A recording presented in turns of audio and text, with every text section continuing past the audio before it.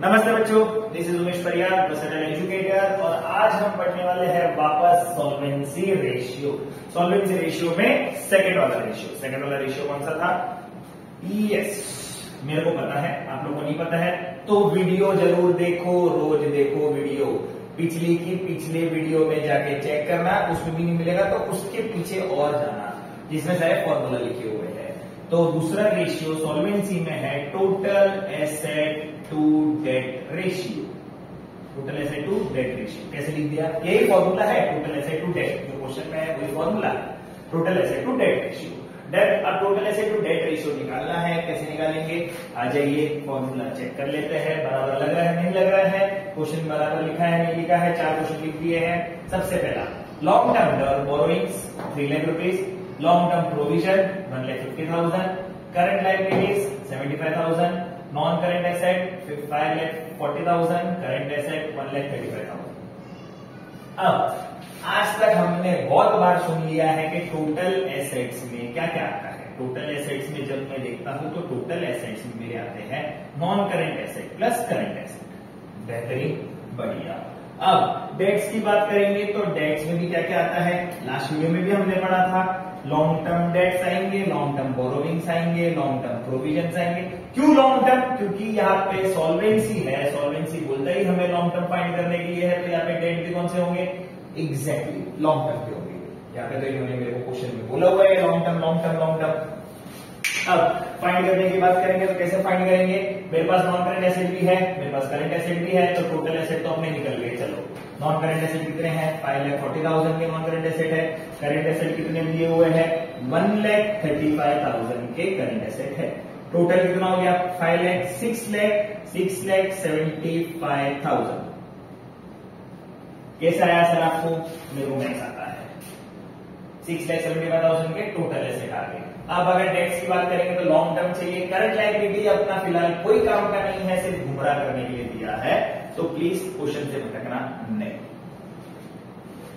तो long term देखते हैं, लॉन्ग टर्म में क्या क्या दिया हुआ है? Long term provision, long term borrowings 3 lakh, 1,50,000। So how much I got? 3 lakhs plus 1,50,000। So I get here is 4,50,000। अब मेरे को सब तो मिल गया, तो मेरे को फाइंड क्या करना है? मेरे को फाइंड ही करना है total asset to debt. Total asset मेरे पास कितना है? 6,75,000, 6,75,000। डेट कितना है? डेट मेरा है 4,50,000 का डेट है। अब कैंसिल आउट करेंगे तो हमें रेशियो मिल जाएगा। रेशियो देखते हैं, दिस 3,030 कैंसिल हो गए। 6,75,000, 4,50,000। अब और जीरो कटने वाले नहीं है, छोटे छोटे नंबर करते जाओ, छोटे छोटे नंबर कटते जाएंगे। 5 9 45, 0 का 0, 5 1 5, 1 कैरी, 5 3 15, 2 कैरी, 5 5 25। जब हम ऐसे और काटते जाएंगे तो 5 2 10, 5 1 5, 4 5 8 40, 5 2 10, 5 7 35। अब किससे कटेगा? 3 से कटेगा। 3 9 18, 3 9 18, 3 6 18, 3 9 27। आ गया 2 3 2 6, 3 3 9। अब और कट सकता है 3 और 2, 3 और 2 भी कटेगा। 2 1 2, 2 1 2.5। क्या रेशियो मिल गया? 1.5:1। मेरा रेशियो क्या है? 1.5:1। Total asset is 1.5, debt is 1। Fine, बहुत बेहतरीन रेशियो है, क्योंकि टोटल एसेट और डेट का मेरा आइडल रेशियो है 1:1। कौन सा रेशियो है? 1:1। तो अब देखो क्या है? डेट 1 का है तो टोटल एसेट मेरे पास 1.5 के है। बेहतरीन। अगर डेट 1 का है और 1.5 का मेरा टोटल एसेट है तो लेंडर्स के लिए तो अच्छी बात है कि चलो लेंड करते हैं पैसा, इन्वेस्टर्स के लिए अच्छा है, पैसा डालते हैं, क्योंकि हर एक डेट के पीछे 1.5 का एसेट तो है। रिस्क फ्री हो गया थोड़ा। रिस्क फ्री तो चीजें नहीं होती बिजनेस के अंदर, पर रिस्क कम हो जाता है बहुत। अब अगर ये रेशियो कम हो जाता है, उल्टा हो जाता है, तो किसके लिए घाटा है? लेंडर्स के लिए हाई रिस्क हो जाएगा कि कंपनी पैसे चुका पाएगी कि नहीं चुका पाएगी। टोटल एसेट टू डेट सिर्फ मेरे को रिलेशनशिप बताता है कंपनी के अंदर कि मेरे डेट के अगेंस्ट में मेरे टोटल एसेट कितने हैं। पक्का एकदम? चलो श्योर। फर्स्ट सम हो गया, टोटल एसेट टू डेट निकाल दिया। रेशियो भी मिल गया 1.5:1। आइडल रेशियो क्या बोलता है? 1:1 का मेरा आइडल रेशियो है। अब आगे चलते हैं, सेकंड क्वेश्चन में देखते हैं क्या दिया हुआ है।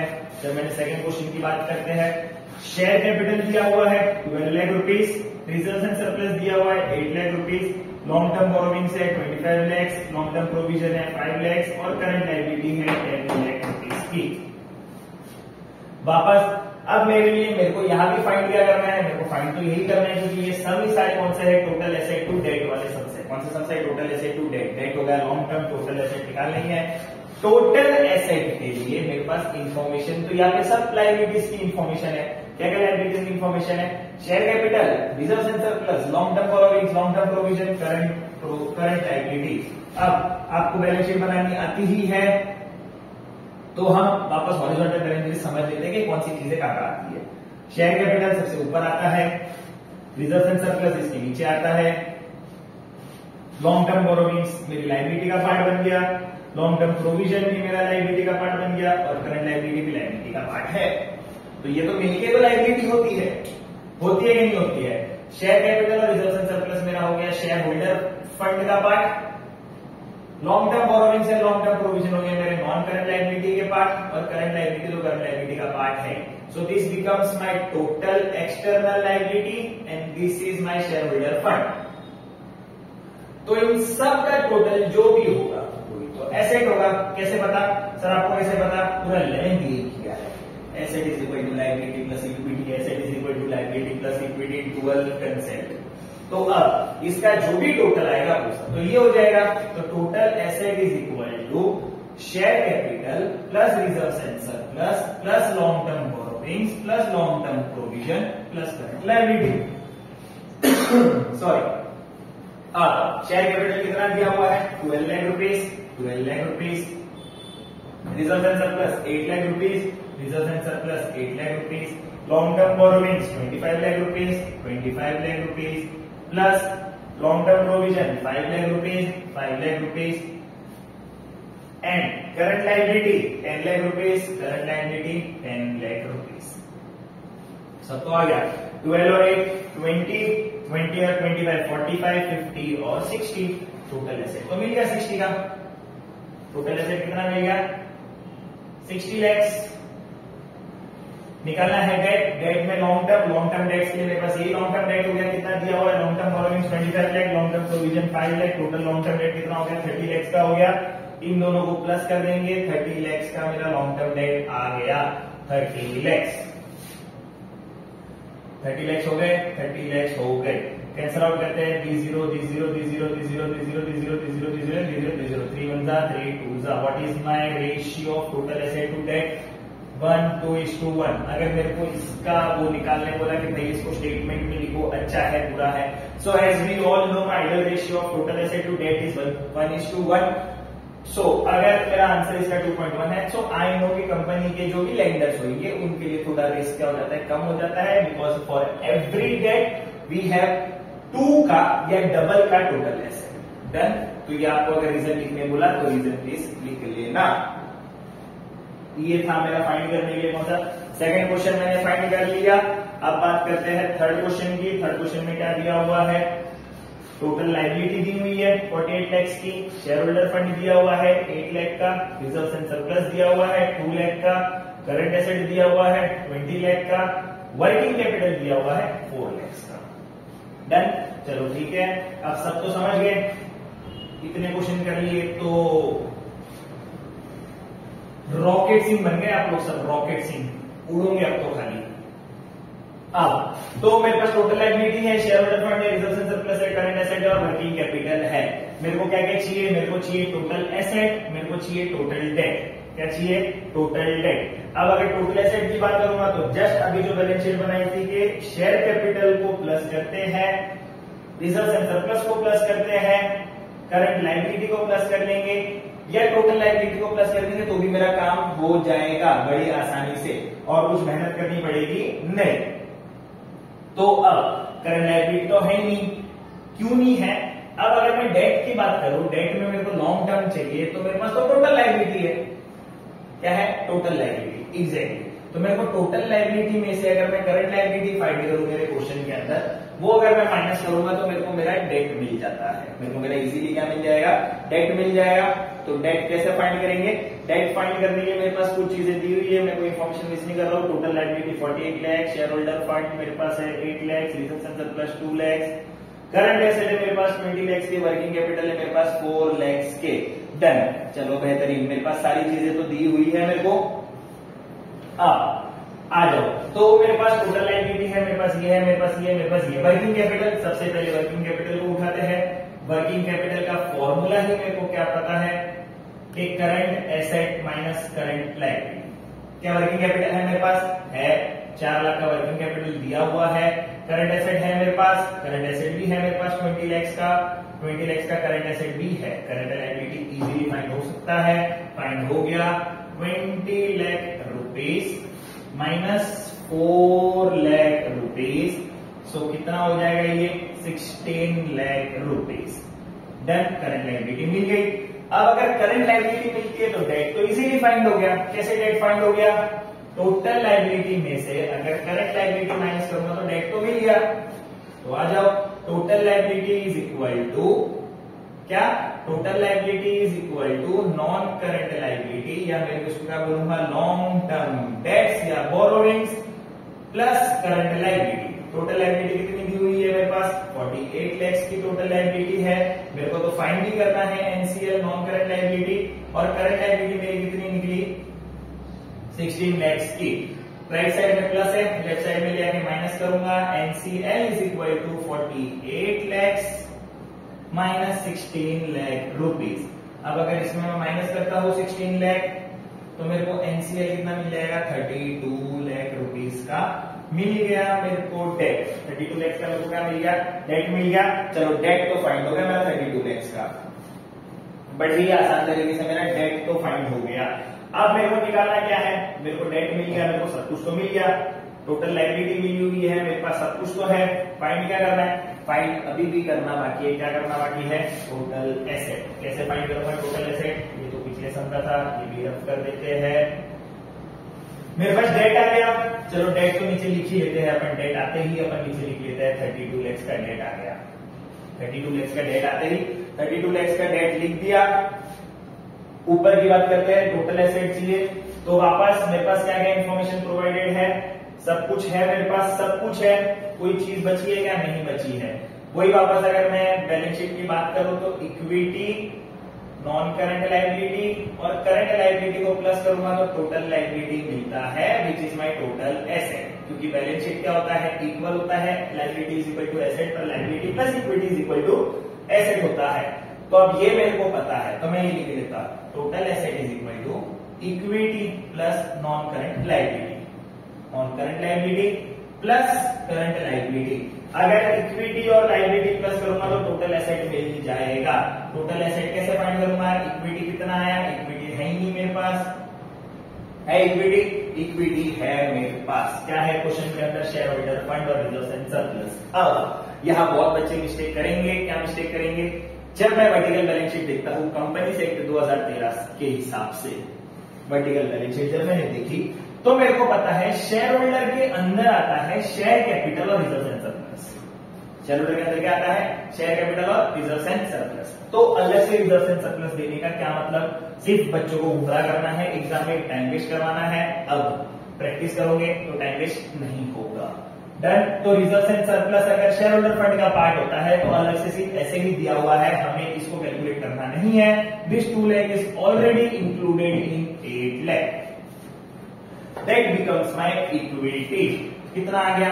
8 lakh plus non current liability कितना मिला? 32 lakh. 32 lakh plus current liability मेरे पास कितनी है? कितनी है? कितनी है? 16 लाख रुपीस की। कैसे मिली? अभी तो फाइंड की वर्किंग कैपिटल से, अभी तो फाइंड किया वर्किंग कैपिटल से, फाइंड कर दिया, चलो ठीक है। तो टोटल एसेट तो मेरे को मिल गया। कितना मिला? 32 प्लस 16, 32 प्लस 16 कितना आया? 48 का, 48 और 8 कितना हो गया? 56 लाख रुपीस।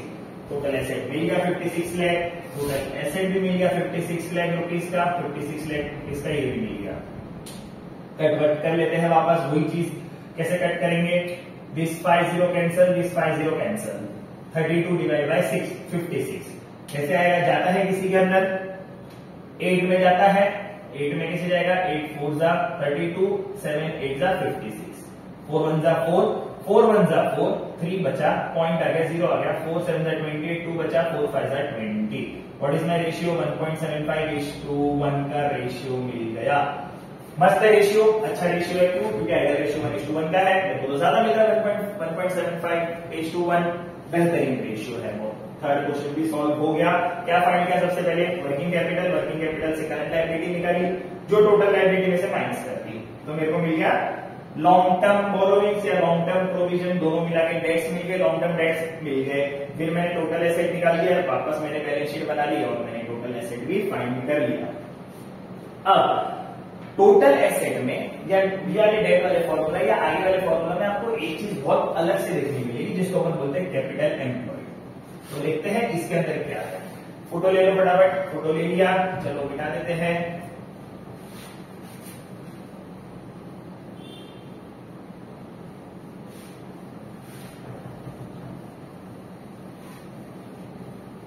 ये मिटा दिया।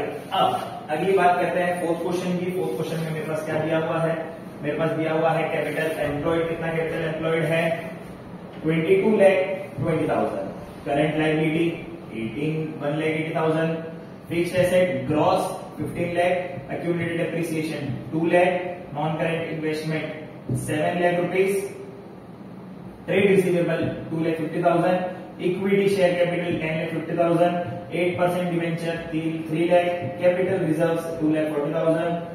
सरप्लस प्रॉफिट एंड लॉस पर कौन सा बैलेंस दिया हुआ है, सरप्लस बोल रहे हैं, that is in the essence of profit and loss पर डेबिट बैलेंस बोल रहे हैं। This is my negative balance, ये लॉस का काम करेगा। डन। और कैश एंड कैश इक्विवेलेंट 1,50,000 का क्या दिया हुआ है, कैश एंड कैश इक्विवेलेंट दिया हुआ है। अब मेरे को क्या समझना है खाली, कि मेरे को फाइंड क्या करना है, टोटल एसेट और डेट। मेरे को क्या फाइंड करना है, टोटल एसेट और डेट। अब ये सब चीज सुनी हुई है, ये कैपिटल एम्प्लॉयड क्या होता है सर। तो ऐसा कैपिटल जो मेरा एम्प्लॉयड है, काम कर रहा है, क्या है, काम कर रहा है। समझने के लिए कैपिटल एम्प्लॉयड का मतलब क्या होता है, ऐसा कैपिटल जो काम कर रहा है। इसका फॉर्मूला क्या होता है, capital employed is equal to shareholder fund plus non current liabilities. Shareholder fund plus non current liabilities. अब नॉन करेंट लायबिलिटीज जब अपन बात करते हैं तो नॉन करेंट लायबिलिटीज को अपन क्या देख रहे हैं, इतने से लॉन्ग टर्म डेट्स। क्या देख रहे हैं, लॉन्ग टर्म डेट्स। लायबिलिटी में सिर्फ यही दो जगह से मेरे पास पैसे आते हैं और यही पैसों को मैं लगाता हूं। करंट लायबिलिटी क्यों नहीं लेता, क्योंकि करंट लायबिलिटी में क्या होता है, क्रेडिटर्स होते हैं, बिल्स पेएबल होते हैं, ऐसी सारी चीजें होती है, आउटस्टैंडिंग सैलरीज वगैरह, ये सारी चीजें होती है। तो उनसे पैसे नहीं आ रहे, उनको तो पैसे देने हैं। पैसे कहां से आ रहे हैं, यही से आ रहे हैं, यही से तो कैपिटल बन रहा है। करंट लायबिलिटी से कैपिटल बन रहा है, यहां से कैपिटल बन रहा है। तो ये दोनों चीज मेरी बैलेंस शीट की क्या बनती है, कैपिटल एम्प्लॉयड। क्या बनती है, कैपिटल एम्प्लॉयड। एक्चुअली में रियलिटी में मैं पूरे बैलेंस शीट का इतने पार्ट से पैसा जो लेता हूं ओनर से और बाहर से, वही पूरा पैसा मैं बिजनेस में लगाता हूं। क्या करता हूं, बिजनेस में लगाता हूं। अब सबसे पहले फाइंड करते हैं total asset. Total asset find करने के लिए क्या है, non current asset plus current asset. ये तो पूरी दुनिया को पता चल गया है, तो आप लोगों को पता चल ही जाना चाहिए था। अब देखते हैं क्या है मेरे पास नॉन करेंट एसेट में। सबसे पहले फिक्स एसेट ग्रॉस है, जिसमें से डेप्रिसिएशन माइनस कर दूंगा। सॉरी, ये मेरे को मिल गया नॉन करेंट एसेट। फिर नॉन करेंट इन्वेस्टमेंट भी नॉन करेंट एसेट है, क्योंकि नॉन करेंट नाम दिया हुआ है। तो चलो लिख लेते हैं, क्या आता है, 15 लाख में से एक्यूमुलेटेड डेप्रिसिएशन माइनस करते हैं, कितना है, 2 लाख रुपीज। और क्या प्लस करते हैं अपन, non current investment which is my 7 lakh rupees. तो ये मेरा हो गया non current investment, this is my accumulated depreciation, और ये मेरा हो जाएगा फिक्स्ड एसेट जिसका ग्रॉस का वैल्यू है। कौन सा वैल्यू है, ग्रॉस का वैल्यू है। डन। अब ये मेरे को मिल जाते हैं नॉन करेंट एसेट। ये मेरे को क्या मिलते हैं, नॉन करेंट एसेट। तो सर करेंट एसेट में क्या आएगा, करेंट एसेट की बात करते हैं। ट्रेड रिसीवेबल, लेन देन का पैसा आना बाकी है, ये करंट एसेट होता है। Cash and cash equivalent current asset होता है। ये दोनों चीज मेरी कौन सी होती है, करंट एसेट की होती है। तो ट्रेड रिसीवेबल मेरे पास कितना है, 4 लाख रुपीज। नई ट्रेड रिसीवेबल मेरे पास कितना है 2,50,000 रुपीज, 2,50,000 रुपीज का मेरे पास ट्रेड रिसीवेबल है, प्लस मेरे पास कैश एंड कैश इक्विवेलेंट कितना पड़ा हुआ है 1,50,000। ये क्या क्या था, ये करंट एसेट का पार्ट बन गया जो कि बनता है मेरा ट्रेड रिसीवेबल C&CE।